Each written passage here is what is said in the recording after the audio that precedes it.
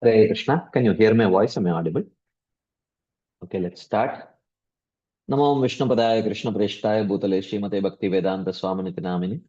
Namaste Saraswati Deve Gauravani Pacharine Nirvishesha Shunyavadi Paschatya Deshatarine. Jai Shri Krishna Chaitanya Prabhu Nityananda Shri Advaita Gadadhara Shivasadi Gaura Bhakta Vrinda. Hare Krishna, Hare Krishna, Krishna Krishna, Hare Hare. Hare Rama, Hare Rama, Rama Rama, Hare Hare. Hare Krishna. So thank you all very much for joining today's session. We have been discussing from the 12th chapter of the 5th canto of Srimad Bhagavatam. Um, Here we have been, the chapter is titled as Jadabharata refutes Rahuguna's arguments. Again, so many times we have discussed, but I will still repeat. The purpose of Jadabharata is not to refute Rahuguna's argument. Rahuguna says that how can I neglect conventional reality? And Jadabharata says, no, conventional reality is an illusion. So here, what it means is Jadavarta is indicating that you are giving too much importance to conventional reality at the cost of neglecting absolute reality. While you are qualified to meditate on the absolute reality, you are choosing to meditate only on the conventional reality. That is the problem. Okay. Even though he does not explicitly say that, but Rahuguna understands it. So therefore, Rahuguna says that I offer my respects to you who have an eternal blissful form just like the Supreme Lord. Your words are like medicine for me because I have been bitten by the snake of false identity with this despicable body. So very clearly, Rahuguna accepts that yes, I made a mistake. You know, your words are really good, and I realize that I have been bitten by the snake of false identity. So therefore, your words are like nectar for me. Um, I will later tell you the topics of my doubt, but now I'm. You spoke about Adhyatma Yoga, and I have some doubts regarding that. You have said that the results of action seen in this world are simply based on convention. You know, it is only conventional reality. Um, uh, but I cannot understand this properly. Can you please explain more? Jadabharata starts answering. He said, "Oh Rahuguna, these carriers whom you are seeing, they are just a transformation of earth. Their feet, ankles, scarves, etc., the palanquin that they are carrying, everything is a transformation of earth. And you, the king of Sauvira, uh, is also a transformation of earth. But you are thinking that you are the king of Sauvira. And O Rahuguna, you had mentioned that you were by engaging your people in appropriate services, you are executing your dharma.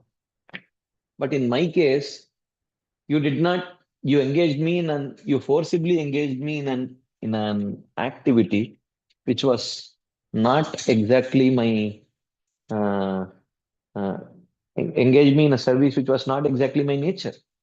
It was not my dharma. You forcibly engaged. So therefore, it was not your dharma. It was actually, you are engaging in adharma, actually. Now, let me prove the illusory nature of this material world. You see, um, we know that all the living entities arise from the earth and disappear into the earth. Therefore, you can say that the cause of conventional reality is actually earth. And everything that you see is a transformation of earth only, and they are different only in the names. So Rahuguna says, okay, that's fine, but earth at least is real. He says, no, the word earth exists in name only. Why? Because earth can be resolved into atomic particles, paramanu, which are the cause of earth, and earth cannot exist except for these particles. Ravana says, okay, fine, but at least the paramanus are real. Jadabharata says, no, actually these paramanus are just creations, are imagination by philosophers to explain the perceivable world. Therefore, I have proven the illusory nature of this world. So he says that whatever you see in this world is a manifestation of Maya only. Whether it is manifest in the form of Swabhava, mind, time, karma, everything. It's all a manifestation of Maya only. So what is real? The reality is only Vasudeva. Jnanam Vishuddham Paramarthamekam Anantaram tu Abahihi Brahma Satyam Pratyak Prashantam Bhagavat Shabda Samgyam Yad Vasudevam Kavayo Vadanti. So he says that the absolute truth is beyond the gunas and it contains everything, including liberation.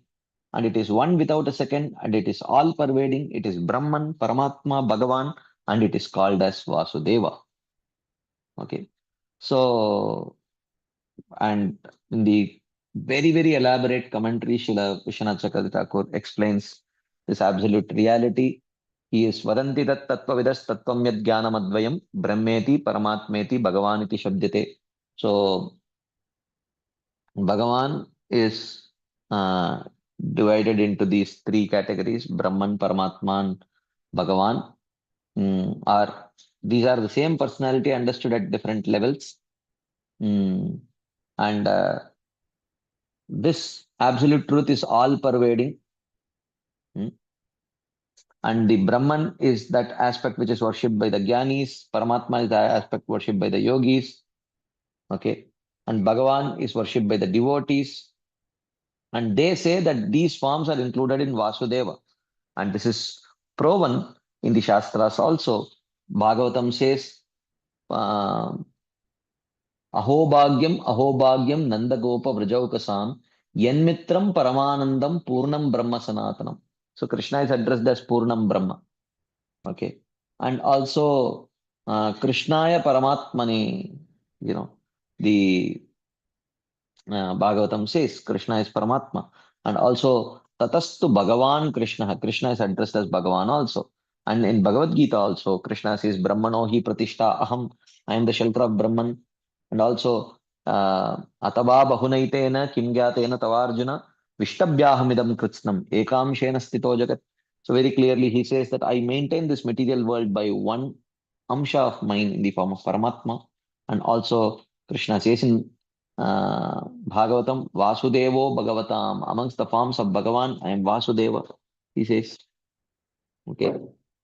So therefore, the word Bhaga in Bhagavan means Aishwarya or Lordship. So this means Bhaga includes the Jivas who are completely surrendered, which means the eternal Nityasiddha Jivas. So these Nityasiddha Jivas are also eternal. Of course, all Jivas are eternal. There is no doubt. But the Nitya Siddha Jivas, their bodies are also eternal. Okay.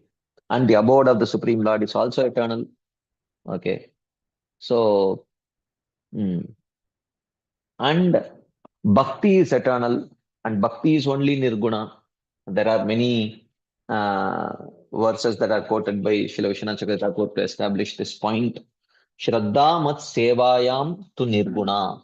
Krishna in the 11th canto says that faith in my devotional service is nirguna, beyond the three gunas. Okay. So then he says that anything related to bhakti is said to be eternal truth as well. So what is the intention of this section?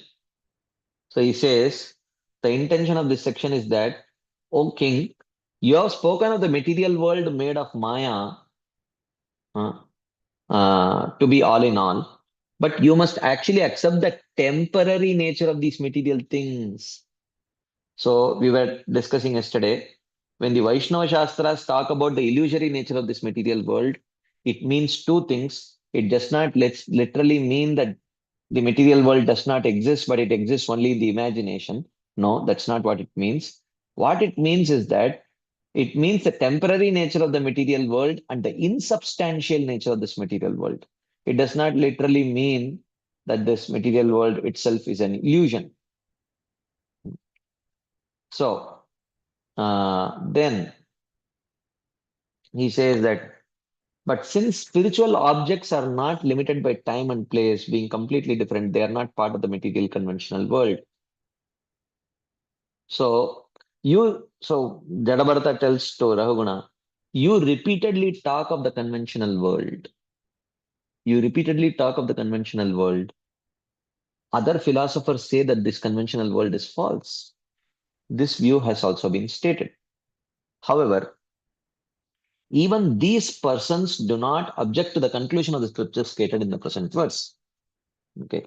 So he says that bhakti means rishikena rishikesha sevanam, engaging the senses and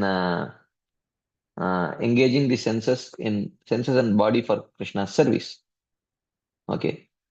And this bhakti is beyond three gunas. Lakshanam bhakti yogasya nirgunasya hi udahritam. Okay. But if you want to accept bhakti to be eternal, then it is possible only in Shakti Parinamavad. Yesterday we discussed the difference between Shakti Parinamavad, which is the understanding of the Vaishnavas, and Vivartavad, which is actually Mayavad. So they say that because the absolute cannot undergo any transformation, therefore this material world must be an illusion. Because if the material world is real, and if the source of that material world is the absolute truth, then the absolute truth must have undergone some transformation to manifest this material world. But because the Shastras say that the absolute truth does not undergo any transformation, therefore, the material world that we see of and ascribe it to a transformation of the absolute truth must be an illusion. This is their point. But the Vaishnavas say, no, no. The absolute truth is not like ordinary human beings where they have to undergo transformation uh, to create anything. Uh, the absolute truth's um, uh, inconceivable energy, Achintya Shakti is there. That Achintya Shakti can itself undergo transformation to manifest this material world without the absolute truth getting transformed. Therefore, Gajendra calls the Supreme Lord as Adbhuta Karanaya. Hmm? So this is called as Shakti Parinamavad. Shakti Parinamavad, where the material manifestation is ascribed to a transformation of the Lord's energy, where the Supreme Lord himself does not undergo any transformation. Okay.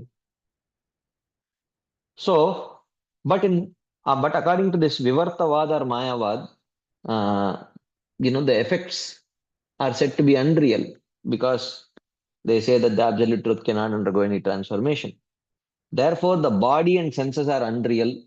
The bhakti which is performed by body and senses are also unreal. Okay.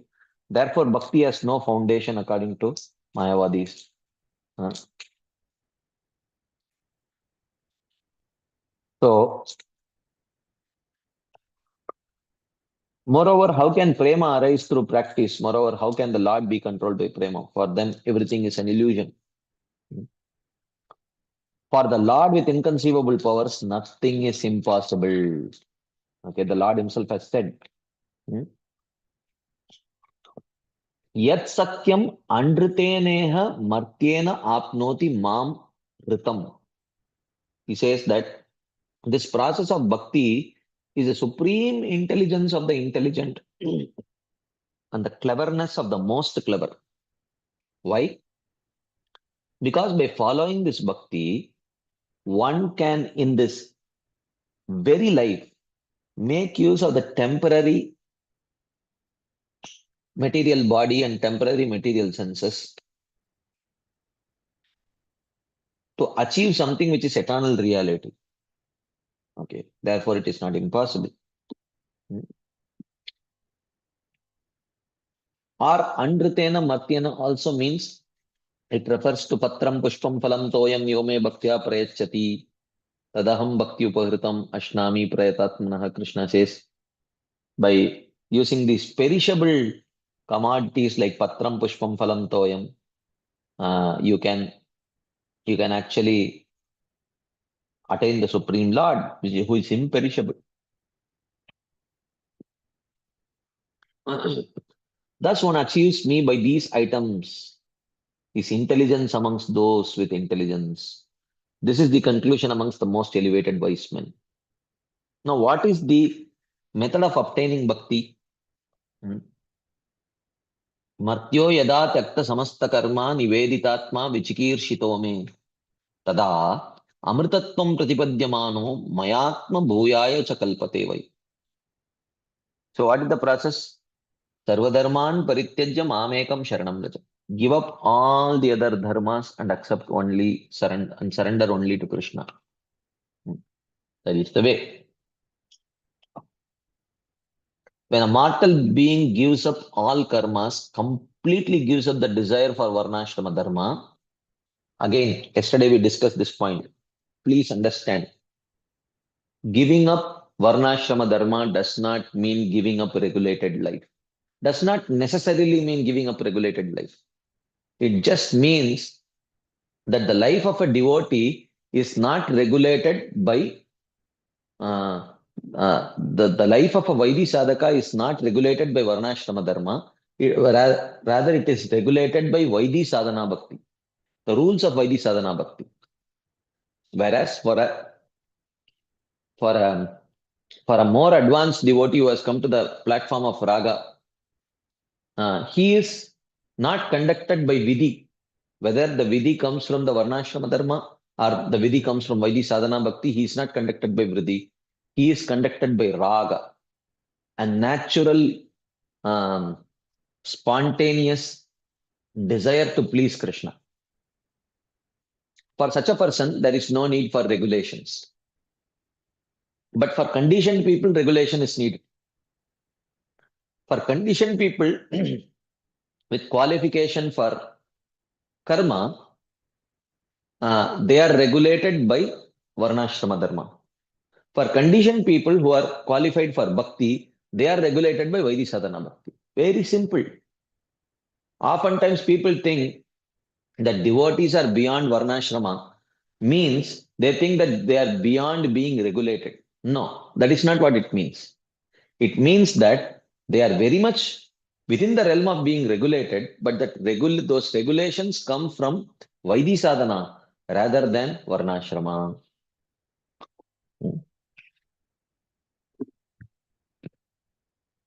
So he says that I will make him devoid of the gunas, nirguno madapashraya. He who surrenders to me is beyond the gunas. Not being affected by Maya, he is not temporary but eternal. Since he is not affected by ignorance, he is not false but based on his Swarupa. Because he is the effect of me, he is beyond the gunas. This verse does not say, I make him special, but it says, I desire to make him special, which means that I begin to see the moment, the moment someone takes up to bhakti, he is already nirguna. In what sense? His faith is nirguna. His faith is nirguna. But still, the Lord says, I desire to make him nirguna. What does that mean? I desire to make his swabhava, his conditioning also nirguna. So that happens gradually. Shraddha transforms immediately, whereas the swabhava, the conditioning, the purification of the conditioning happens gradually. Anartha nivritti happens gradually. This means that I begin to make him nirguna rather than suddenly take him beyond the gunas. Gradually, by practicing bhakti and ascending to the stages of nishtha, ruchi, and asakti, he comes to rati and then becomes completely nirguna. Then at that time, he will not interact with false objects at all. Previously, he interacted with the material world as much as necessary. This is Yukta Vairagya. Meaning is this, by the Lord's inconceivable energy, at the time of giving instructions on bhakti, body, senses, and mind, which are beyond the gunas, are created by me, even though invisibly, in order to show the greatness of bhakti. Okay. Transcendental senses and body are created. Hmm. The material body, senses, and mind are destroyed invisibly.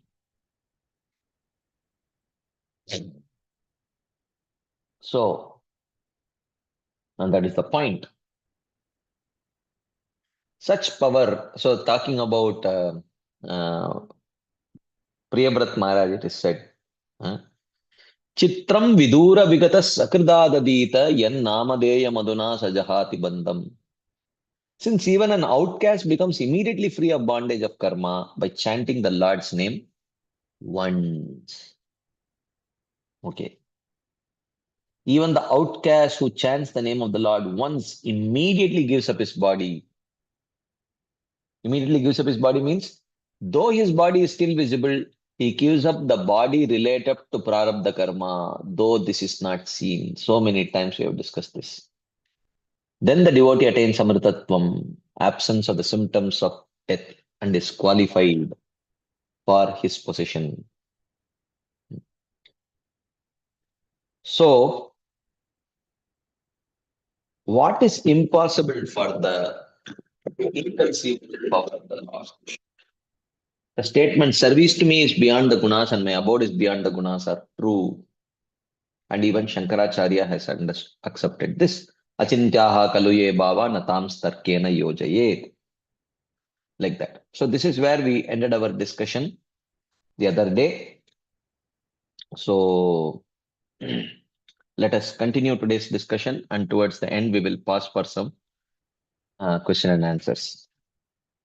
Okay. Now, what Jadabharata has done till now, he has established the temporary nature and the insubstantial nature of this material world. And in the previous verse, he has mentioned that the real, eternal, substantial truth is the absolute truth. And who is that? Yad Vasudevam Kavayo Vadanti. That is Vasudev. Ultimately, the great intelligent people have concluded that that absolute truth is Vasudeva. So now, the next question is, how do you attain that Vasudeva? Hmm. How do you attain that Vasudeva, or how do you realize that Vasudeva? He says, famous verse.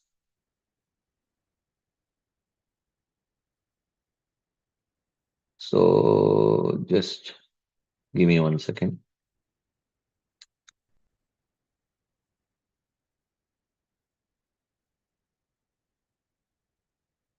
Okay. Rahu ganaitat tapasa nayati na chejaya nirvapanat grihadva na chandasa naiva jalagni suryait vina mahatpada rajo vishekam vina mahatpada rajo abhishekam. Without bathing in the dust from the feet of great devotees, na etad yati, one cannot realize the Lord. Tapasa, through concentration of the mind. Ijjaya, through performance of sacrifices. Nirvapana, through distributing food. Grihadva, through building shelters for the destitute. Chandasa, by studying the Vedas. Jala, Agni, Surya, or by performing austerities in the water, fire, or the sun.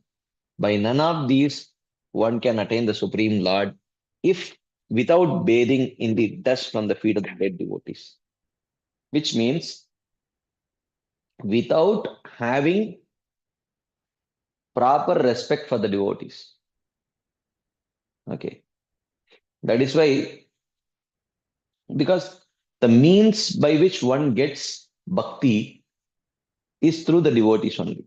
And you can get bhakti, not only getting bhakti, but progressing in bhakti is also based on our appreciation of the devotees. So when that appreciation is there, then one progresses. If it is not there, then one does not progress. That is why Krishna says, Archayam eva haraye pujam ya shraddhaye hate natad bhakteshu cha anyeshu sabhakta prakrita smritah. So a prakrita bhakta or a materialistic devotee or a devotee in name only is that person who has attraction for Krishna. Okay. But he does not respect the devotees. He does not respect the devotees. Such kind of a person does not really have, because how can one get bhakti while having no regard for the medium of receiving bhakti? So, which means that bhakti which is seen in that person is only fake bhakti. It is not really bhakti. Because the means of receiving true bhakti is only through the medium of devotees. And if someone does not have great regard for the devotees, then there is no way he can receive bhakti. So that so-called bhakti seen in that person is only fake. Okay. It is only fake. That is the point. Okay. So now, so such a person is a Kanishta Adhikari according to Bhagavatam. In reality, he is not a Kanishta Adhikari. Actually, Bhagavatam does not call, he's Bhagavatam calls him a Kanishta. Okay. It does not call him an Adhikari because such a person is not a Bhakti Adhikari only. Because Bhakti Adhikar starts with uh, uh, Bhakti, the first symptom of Bhakti Adhikar is respect for devotees. Adau Shraddha Tata Sadhu Sangha. Sadhu Sangha means conscious attraction to sadhu. Hmm. Conscious attraction to sadhu. So you can have, we have discussed this many times, but I will bring it out once more. This whole understanding of Kanishta Madhyama Uttama, you cannot completely reduce it only to respect. Okay. You cannot reduce it only to respect because you may have a person who is disrespectful by nature. Okay. Who is disrespectful by nature. His conditioning may be that of disrespect. But if that person, while disrespecting everyone, if he disrespects the devotees little less than everyone, okay, so then he can be considered as a Madhyamadhikari. You can have a very respectful Kanishtadhikari and a very disrespectful Madhyamadhikari. This is the point. So you cannot, so it is, as we discussed before, it is not R. Let's say R is for respect. It is not R which defines whether one is a Kanishtadhikari or a Madhyamadhikari. It is actually delta R. Delta R means what? Respect of the um, okay. So anyways, let me give it in mathematical terms. Okay. Let's say RS, sorry, RD is respect to devotees and RO is respect to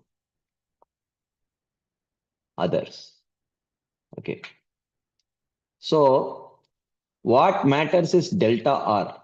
What is delta R? Delta R is RD minus RO. Okay. RD minus RO, which means the respect that he gives to the devotees minus the respect that he gives to others. So as long as delta R is greater than 0, okay, if delta R is greater than 0, he is a Madhyamadhikari.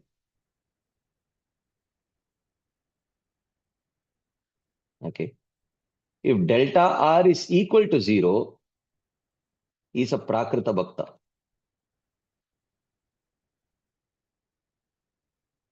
If delta R is less than 0, he is a Dveshi. Okay. Which means if he gives less respect to the devotees than ordinary people, which means he hates the devotees. He's a Dveshi. Okay. If delta R is equal to 0, okay, then he is a Prakrita Bhakta. Okay. He is a Prakrita Bhakta. Okay. Why? And this person, okay, let us compare a disrespectful Madhyamadikari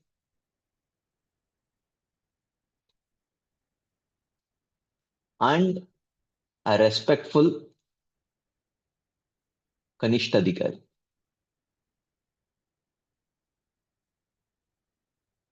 Okay. So this is possible. Okay. So you may see a disrespectful Madhyamadikari. He may have RO 10 units. Okay. Let's say where units is unit of respect. Okay. He may have 10 units of respect for the others. Okay. And for devotees, he may have 15 units of respect. Okay. So what is delta R? Delta R equals 5 units. Therefore, he is a Madhyamadikari. Okay. On the other hand, you may have a very respectful Kanishtadikari. Okay. So, in fact, he cannot be called as an Adhikari. He has to be called as a Kanishta. Hmm, You know. So, he may have RO 100 units. Very, very respectful person. And RD also 100 units. Okay. Very respectful. You see this Madhyamadikari, he gives only 15 units of respect to the devotees. You see this Kanishtadikari, he gives 100 units. So you may say, Are, if he's giving 100 units of respect, he should be called as an Uttamadikari, right? He says, no, he's not Uttamadikari, he's actually Kanishtadikari. Why? Because he is treating a devotee in exactly the same way he treats a non-devotee. So, which means in this case, you see delta R is equal to 0. So, therefore, he is a Kanishtadikari, not even an Adhikari. He is a Prakrita Bhakta. Okay. So, one should understand this. So, the absolute respect, but that does not mean respect in itself does not have utility. Respect in itself, uh, that lack of differential respect may actually be, that lack of differential respect may not qualify him to be a Madhyamadikari, but in general, being very respectful, if incidentally, while showing respect to everyone, while showing extraordinary respect to everyone, when he comes in touch with a devotee and shows extraordinary respect to him, he gets Agyata Sukriti. He gets Agyata Sukriti. And that Agyata Sukriti accumulates more and more and more. And in future, he may very quickly take up to bhakti also. Okay. So, but that respect in itself will not attract the presence of a devotee. The presence of the devotee is yadrichaya, by his own desire. The devotee will come by his own desire. But if the devotee comes incidentally, and if he happens to show respect to the devotee, then he gets Agyata Sukriti. By that Agyata Sukriti, he progresses. Okay. So therefore, one should not say that, look, his respectable nature has become the cause of his bhakti. No. The real cause is the merciful presence of the devotee who came there not because of the respectful nature of that person, but out of his own compassion. So this is the point. Rahuganaita tapasanayati na chejaya nirvapanad grihadva na chandasa naiva jalagni suryair vina mahatpada rajobhishekam. So that is the point. So how can you understand this? Yad Vasudevam Kavayo Vadanti. That absolute truth is Vasudeva. Now, how can you realize that Vasudeva? Rahoganaitat tapasanayati vinamahatpadarajobhishekam. Without taking bath in the dust from the lotus feet of the Vaishnavas, it is not possible. So, taking bath in the dust of the lotus feet of the Vaishnavas means that mm, serving them, showing great respect to them, worshipping them. The greater the respect, the greater the differential respect that one has for the devotees, uh, that the faster is one's progress. Uh, The faster is one's progress. The greater the differential respect. It is not respect itself. It is not respect itself. Okay. Of course, respect also. Hmm. Respect also. If one respects a devotee just like he respects everyone else, then he gets sukriti. Okay. So like that. This is very important. So he says that without bathing in the dust from the feet of great devotees, one cannot realize the Lord through concentration of mind, performance of sacrifices, distributing food, building shelters, etc. So now, does it mean we also distribute food for life? Does it mean that we will not realize God by distributing food or prasadam? No. He says, he does not say without taking bath in the dust of the lotus feet of Vaishnavas by merely distributing food, which means the symptom of devotion is respect to devotees, differential respect to devotees. So, without the differential respect to devotees, which means without devotion, merely by distributing food, because if you don't have devotion, then the food that you are distributing is not prasadam. So, merely by distributing food, can you realize the Lord? No. But with devotion, if you distribute prasadam, can you realize the Lord? Yes. Why not? Because it is an act of compassion. And Krishna is very pleased with the act of compassion.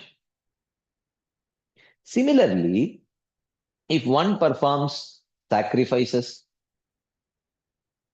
with proper devotion, with proper respect to the devotees, then is it possible to realize the Lord through those sacrifices? Yes, why not? Uh, Building shelters for destitute. Okay.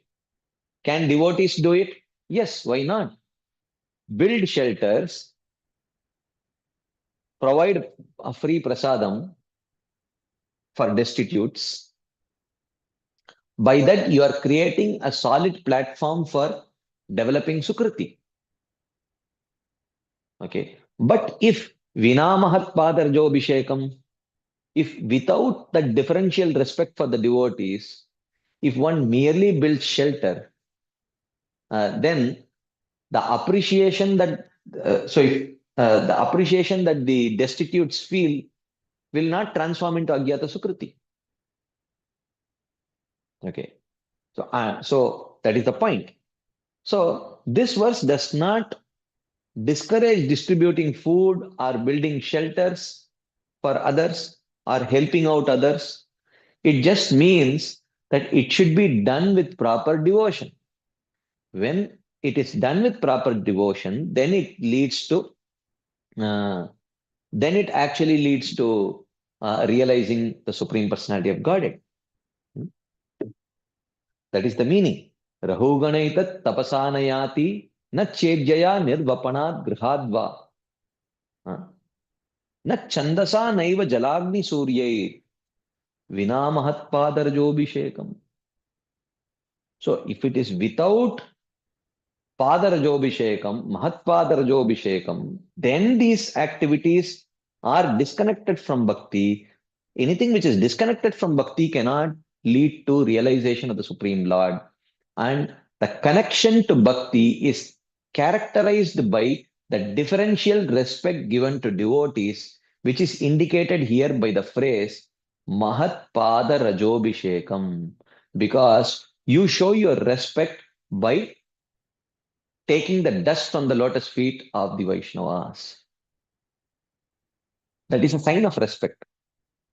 And that respect is a sign of devotion. The differential respect towards the devotee is a sign of devotion. It is a sign of devotion. Okay. That is what he says here. So one cannot attain the Lord without bhakti attained by the mercy of the devotees. This is explained in two verses. O King Rahugana, the three types of realization just mentioned cannot be attained by tapas or by other methods. What are the three realizations that Jadabharata mentioned? Anyone remembers? What are the three types of realizations? Let's see who gets it right. The three types of realization must have been mentioned in the previous verse. What are the three types of realization? Let's see who has attentively heard. Yes. Brahmeti Paramatmeti Bhagavan iti Shabdate. Brahman Paramatman Bhagavan. Yes. Tapas means concentration of the mind. Ijja means Vedic sacrifices, Vedic activities such as sacrifices. Nirvapana means giving food in charity. Grihad means establishing shelters for helping others. Chandasa means by the study of the Vedas. Jalagni Suryaihi means by performing austerities involving water, fire, and the sun.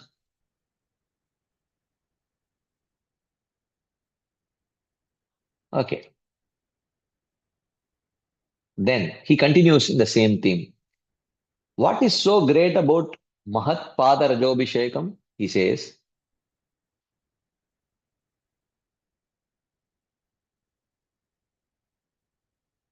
okay. यत्रोत्तमश्लोकगुणानुवादः प्रस्तूयते ग्राम्यकथा विघातः निषेव्यमानो निदिनं मुमुक्षो मतिं सतीं यच्छति वासुदेवे. So he says, Yatra, where there are great devotees, Uttama Shloka Guna Anuvadaha. Where there are great devotees, Uttama Shloka Guna Anuvadaha. Okay. So,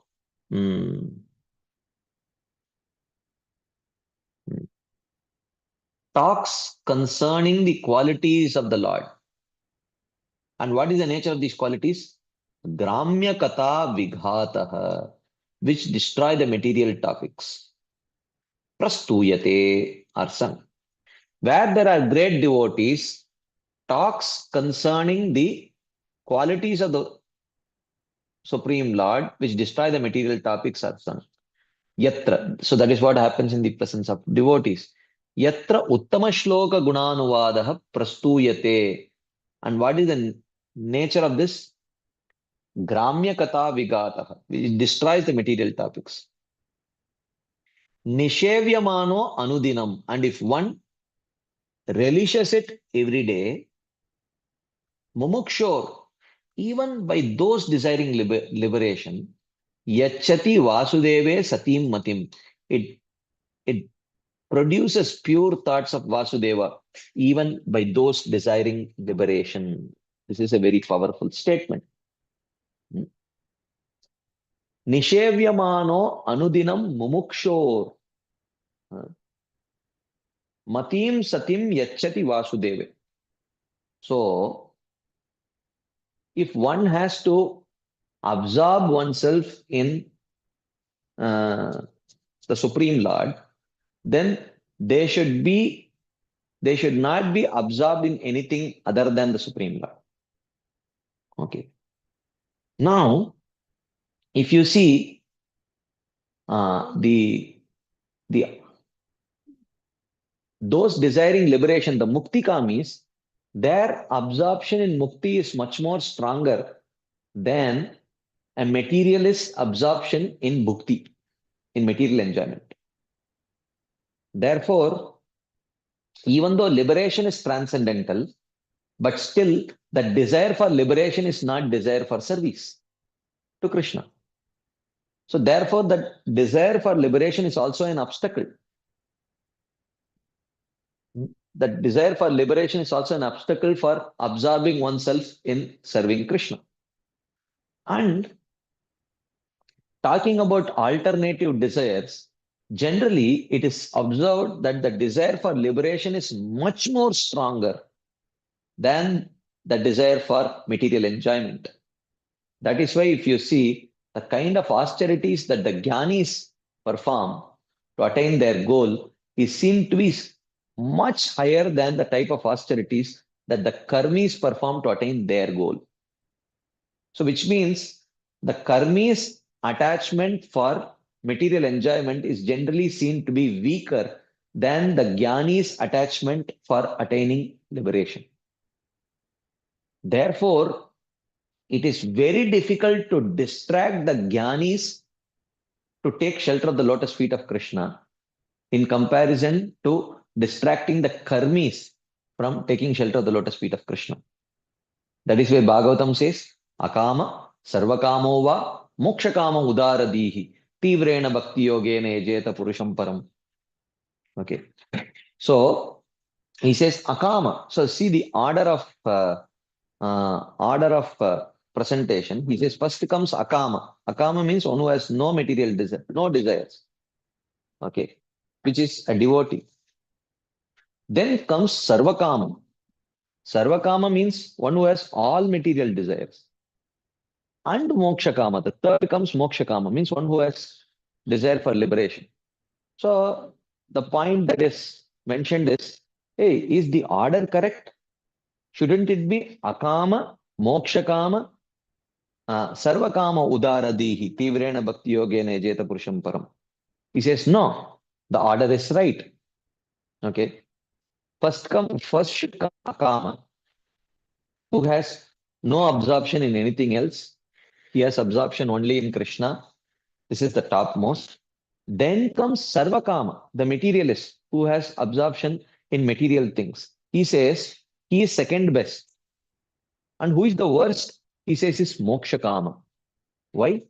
Because a Mokshakami's absorption in moksha is much more stronger and deeper than a Sarvakami's absorption in material. Therefore, the litmus test of bhakti. So, bhakti, the potency of bhakti is always tested. Is always tested against the mokshakamis. So, if Krishna has to prove that yes, my qualities are very, very attractive. My pastimes are very attractive. Okay. How attractive? Means he says, go to a mokshakami and see if the qualities Nama Rupa Guna Leela of Krishna can distract them from their pursuit of moksha.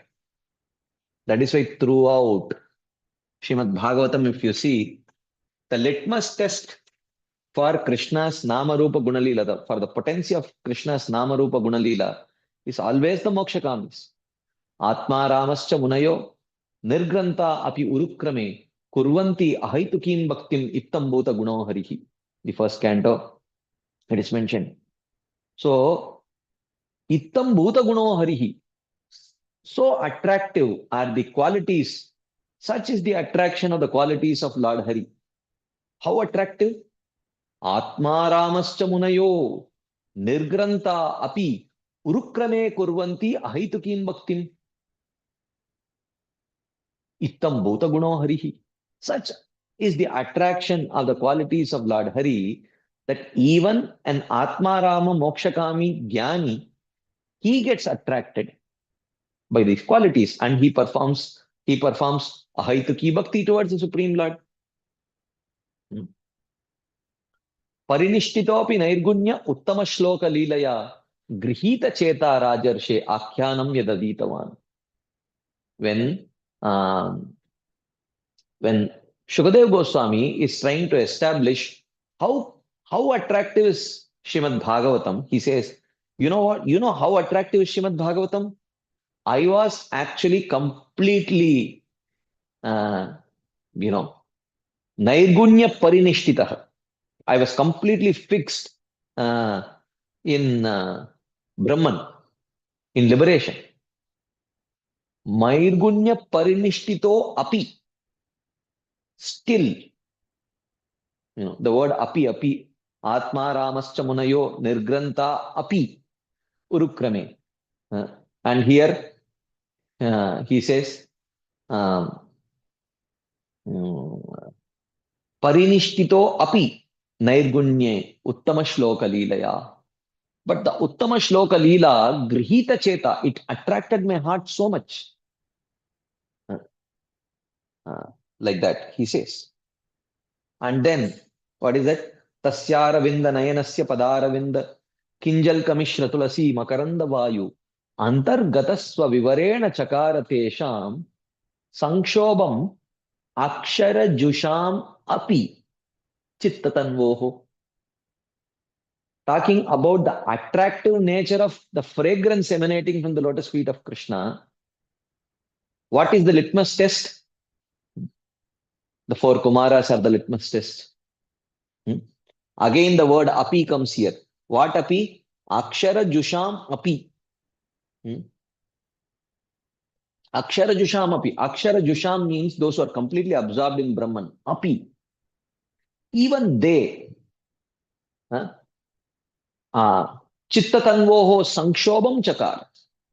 That fragrance completely agitated their mind and bodies.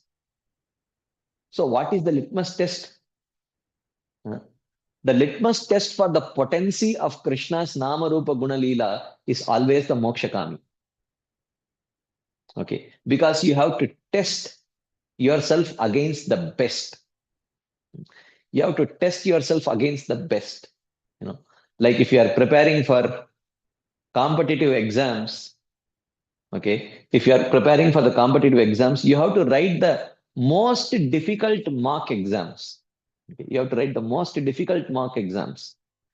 If you want to score well, okay, if you prepare yourself with the most difficult mock exams, then when the actual exam comes, you will find it a little bit more easy and you will feel confident.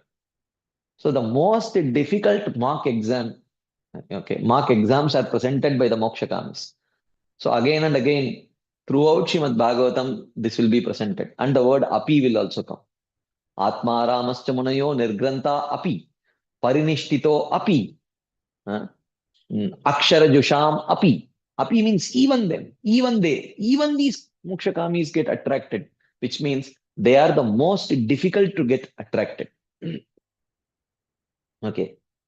So that is the meaning of Nishevyamano Anudinam Mumukshor Matim Satim Yachati Vasudeve, which means if the qualities of the Supreme Lord are heard and discussed even by the Mumukshus, even the Mumukshu's mind get attracted to Vasudeva, which means it is most difficult for the Mumukshus to get attracted to the lotus feet of Vasudeva. Because then what are the Mumukshus attracted by?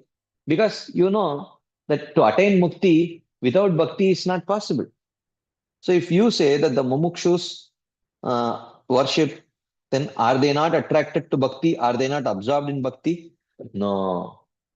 Bhagavad Gita says, Munir Moksha Parayana. Okay. Munir Moksha Parayana. They are dedicated to moksha. They are not dedicated to Vasudeva. They are not Vasudeva Parayana.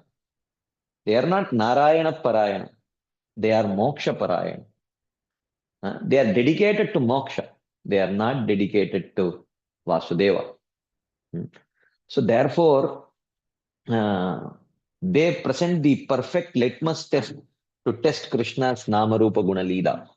Nirgranta api urukrame. Nishevyamano anudinam mumukshor matim satim yachati vasudeve. So the devotees of Krishna are described. Where one bathes in the dust of their feet or where there are great devotees The qualities of the Lord, such as his affectionate nature, are repeatedly glorified. Even those desiring liberation listen. Even those. Api is mentioned here. Even those desiring liberation listen. These talks produce pure thoughts of Vasudeva, the son of Vasudeva, without the desire for liberation. So to summarize, the initial part we have already summarized. So he says, then what is the truth? The wise say that the truth is beyond the gunas. It contains everything, including liberation. Uh, and it is one without a second. It is all pervading. It is Brahman, Paramatma, and Bhagavan, and it is Vasudeva. How to attain that Vasudeva? It is not possible through austerity, sacrifice, food distribution, building shelters, or by studying the Vedas. Then how is it possible? It is possible only by taking shelter of the process of bhakti, which is attained by the mercy of the devotees. Therefore, one should take bath in the dust of pure devotees. Now, the question is, how does devotees association help one attain Vasudeva? What is the process? What is the mechanism? He says, where there are great devotees, talks concerning the qualities of the Lord are sung constantly. Such talks produce pure thoughts of Vasudeva. Okay. 1, 2, 3, 4, 5, 6, 7, 6. Okay. I think only 6 slides left. We can quickly complete this chapter. So then Jadabharata tells about his past. Aham pura Bharato nama raja विमुक्त दृष्ट श्रुत संग बंध आराधनम भगवत ईहमानो मृगो अभवन मृग संगाद hatartah. Previously, I was a king named Bharata who was free of attachment to all material dealings, seen or heard. I worshipped the Lord, but from association with a deer, I was thwarted in my goal and became a deer. So he tells about his own story. Okay. So, who are you? So merciful to give teachings on knowledge to a great offender like me. So Rahuguna may ask. So Jadabharata says, I was freed from the bondage of attachment to dealings of this world seen and heard. By misfortune, I became inattentive. Samam smritir mrigadehe pivira krishnarchana prabhavano jahati ato aham jana sangada sango vishankamano avivritas O King Rahuguna, in the body of a deer, my memory, by the power of my previous worship of Krishna, did not leave me. Fearing material association, I wander about alone, incognito. Okay. So by Krishna's mercy, by the power of bhakti in my previous life, memory of my previous memory did not leave me, even when I got the body of a deer. His worship of Krishna, even though failing in the last life, saves him. Fearing material association, I wander about unknown.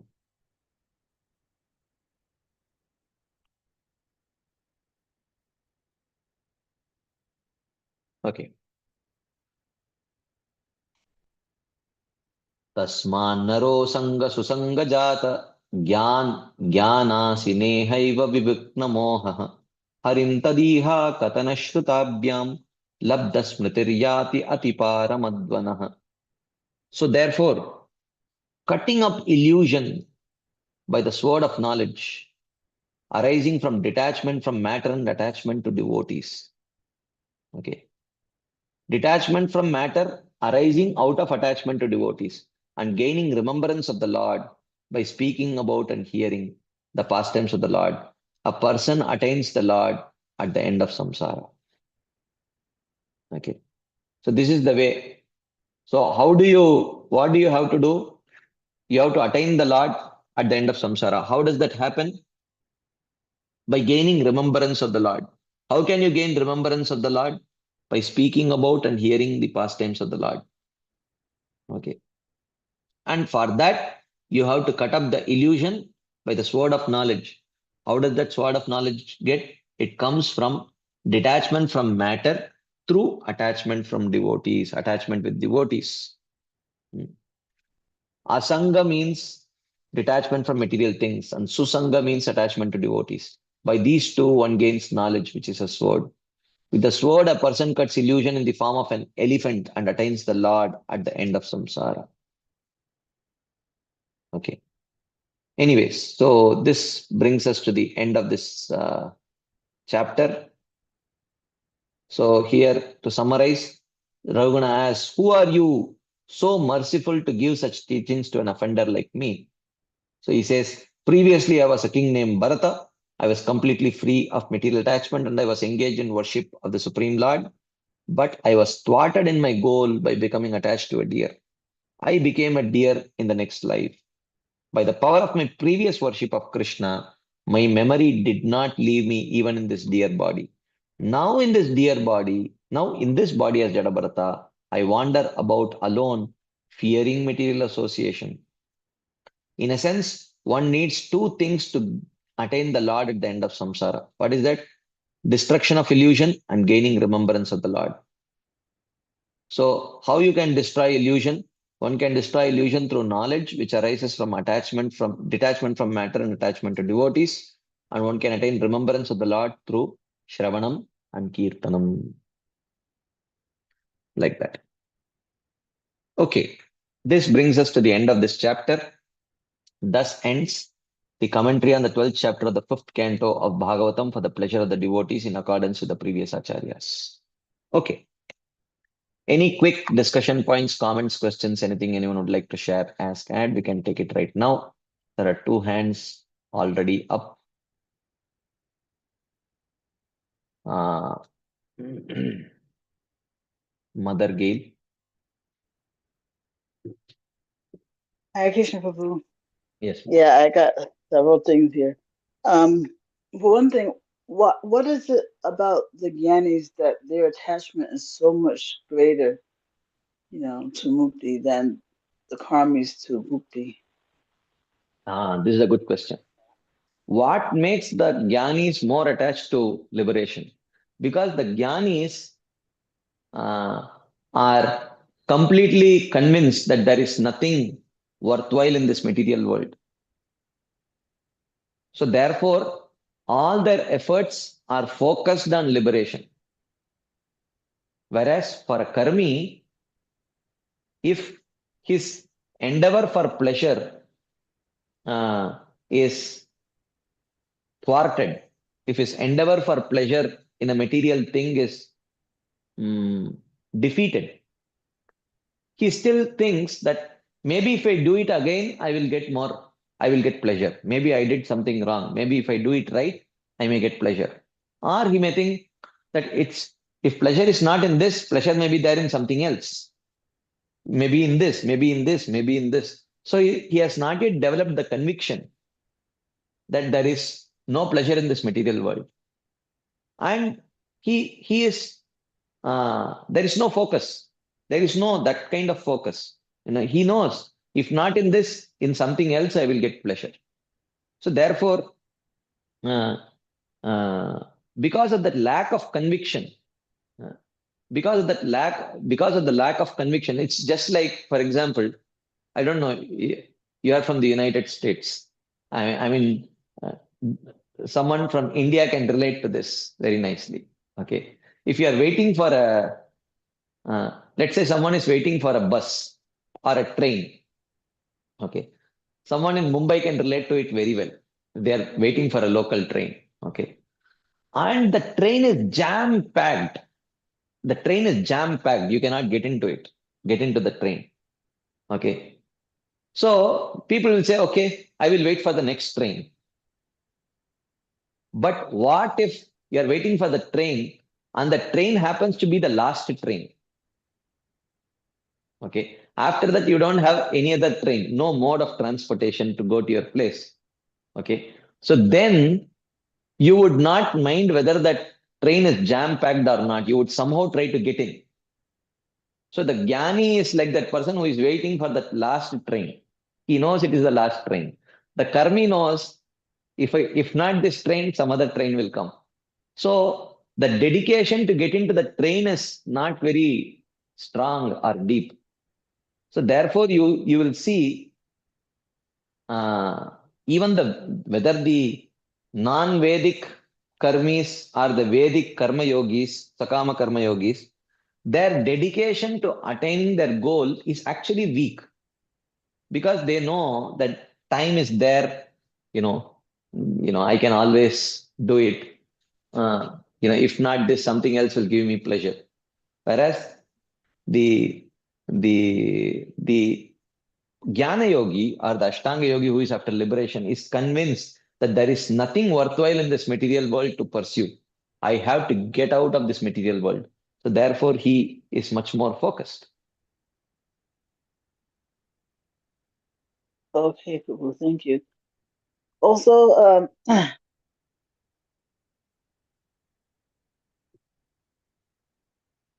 uh-oh. Yeah, I'm having earphone thing. Yeah, you can hear me, right? Yeah. Okay, when we talk about the illusory nature of this material world, we say it's illusory because it's insubstantial and temporal, and temporary. So the fact that it lacks substance is only due to the fact that it's temporary. No, that's the Also, reason. no, not just that. Mm. Even though it is temporary, that does not mean any material object in this world can give extraordinary bliss like anything connected to Krishna. Mm-hmm. So material things have, that is why Srila Prabhupada calls it Chapala Sukha. Chapala Sukha means very intangible pleasure. Mm-hmm. And that intangible pleasure is also temporary. Okay, so insubstantial refers to the level of happiness that material happiness can bring. It's Yeah, just yeah, inferior. It's the intensity of happiness, maybe like yeah, this. yeah. Okay. Um, Also, we said that the the glory of, how should I say, bodies are invisibly changed, right? We're in this context we're talking about the glory of bhakti. Yeah. And so if our bodies, particularly I would think our swabhavas, are changed. No, he does not say Swabhava changes. Oh, He just the says that, we saw the example of the neighbor purchasing your car, your neighbor purchasing your car. yeah, Okay. So the moment he purchases your car does not mean that if you had a flat tire, it will immediately become fully, what do you call? inflated, inflated. Inflated. No, it will remain deflated only. Again, now, but the responsibility of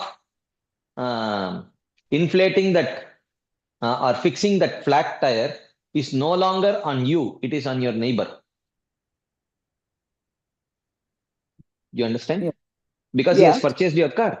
So, yeah. which means it does not mean that as soon as you take up to bhakti, the prarabdha karma gives up that body and Krishna takes over that body. But still, the flat tire remains a flat tire. But Krishna takes the responsibility of inflating it. I don't know what do you call it, inflating? Yeah. Okay, of inflating the tire. Mm-hmm. So your anartha nivritti is no longer through the process of nishkama karma yoga. Your anartha nivritti now is through the process of bhakti yoga. That's all. Mm-hmm. Yeah, but um, is not our swabhava included in our prarabdha karma? Well, it depends on how you understand the word prarabdha karma.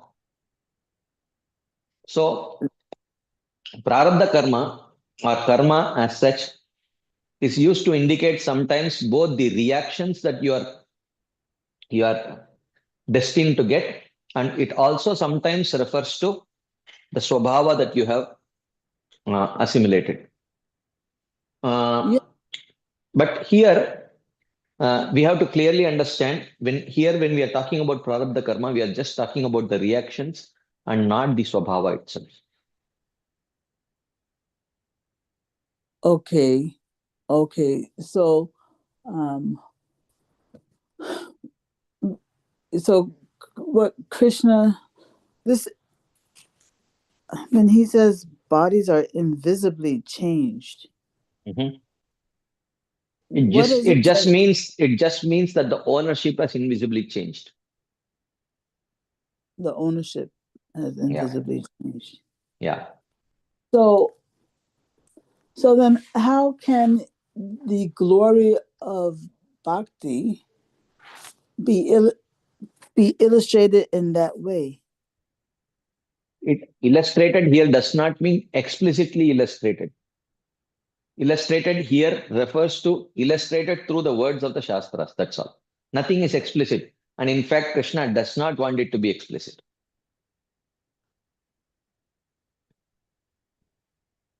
So when you say only in the words of the Shastra, is is we understand the glory of bhakti just because the Shastra is saying Yeah, bhakti is glorious, not yeah, because it's not the evidence seen in yeah, the bhakta.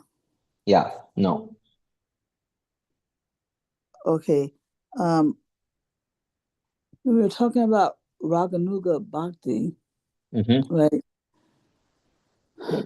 And about their following rules or not following rules, um, according to, anyway, we were saying that they do follow rules, but the rules of Vaidhi Bhakti, the Not that, Vaidhi, that was not about Raganuga sadhakas.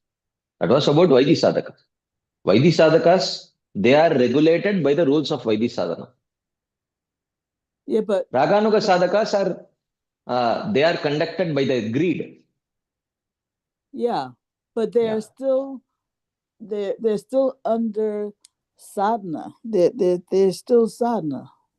yeah. So They are they're still following rules.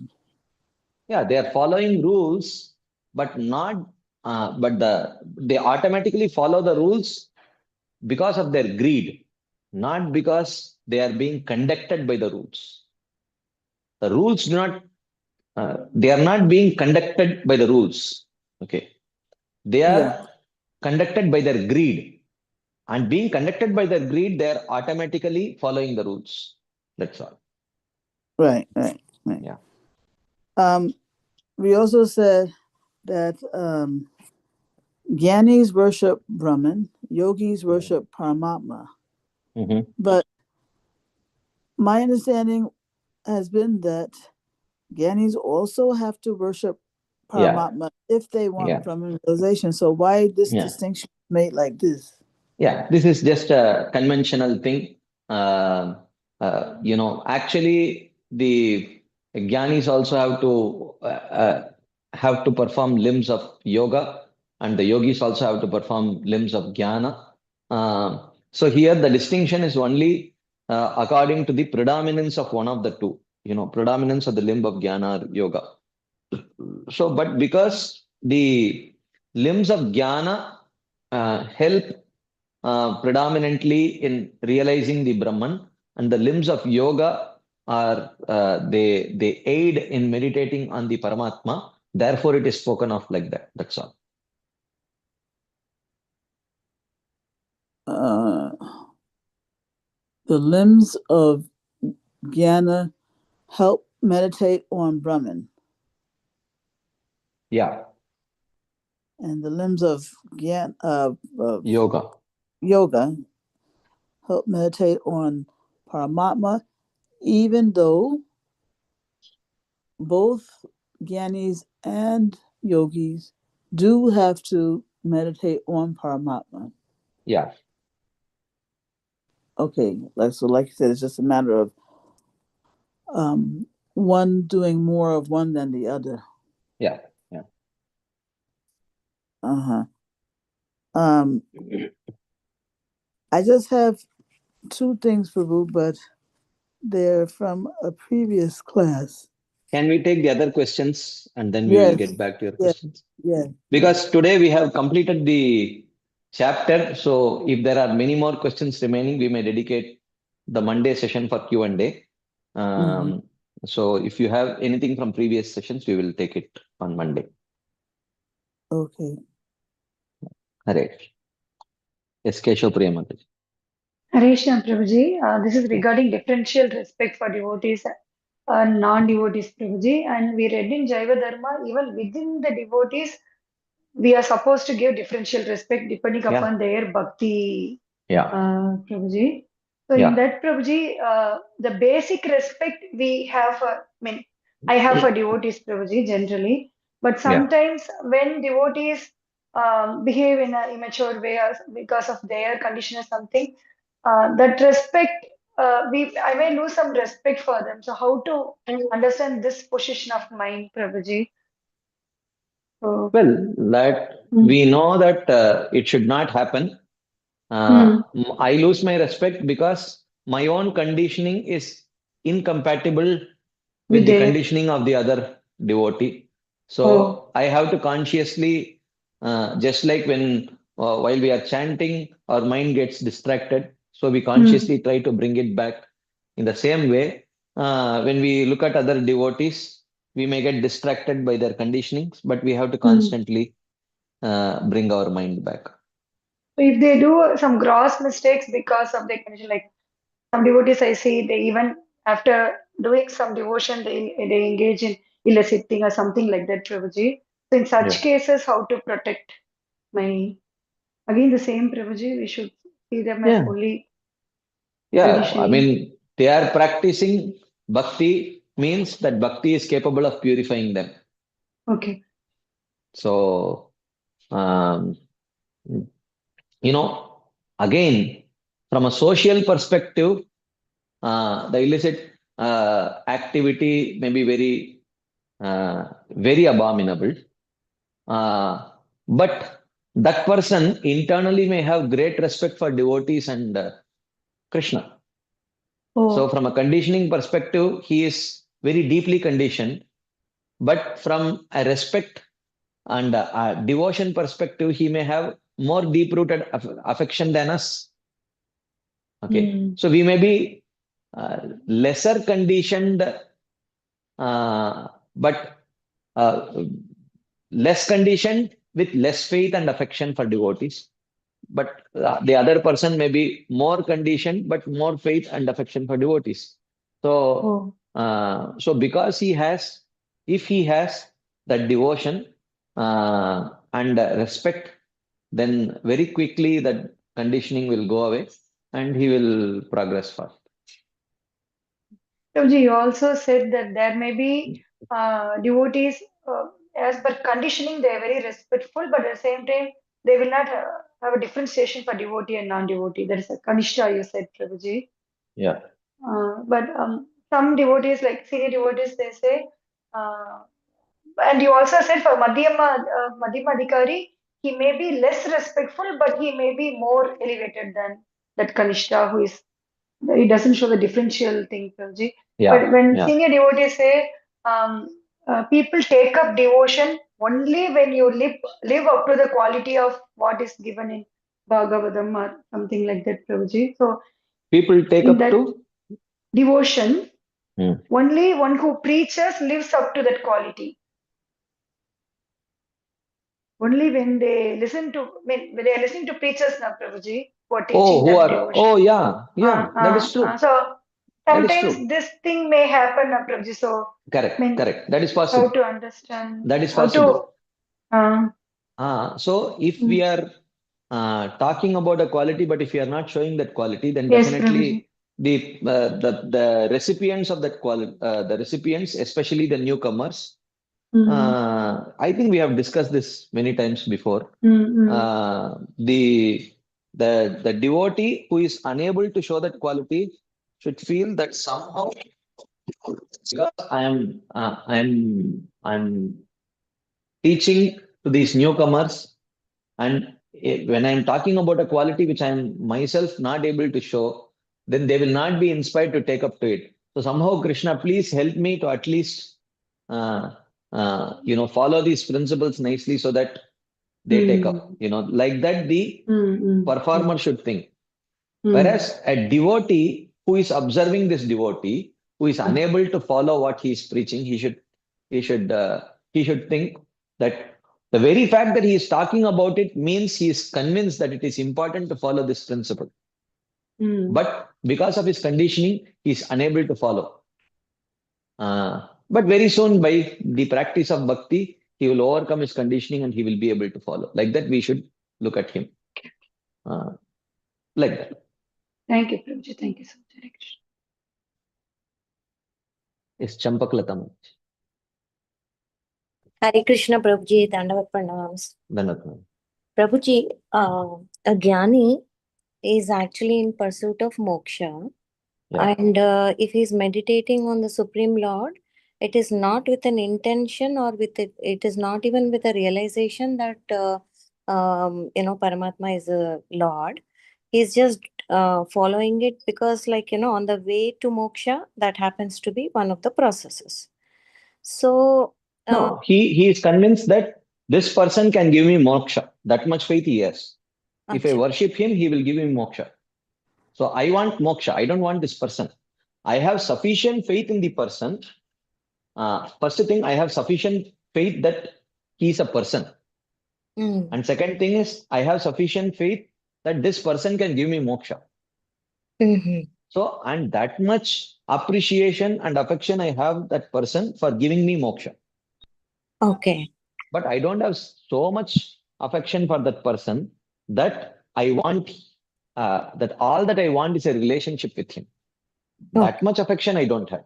But I have sufficient faith to believe that he is a person, and I have sufficient faith to believe that he is the person who can give me moksha. And with that much faith, I worship him. That's all. Okay.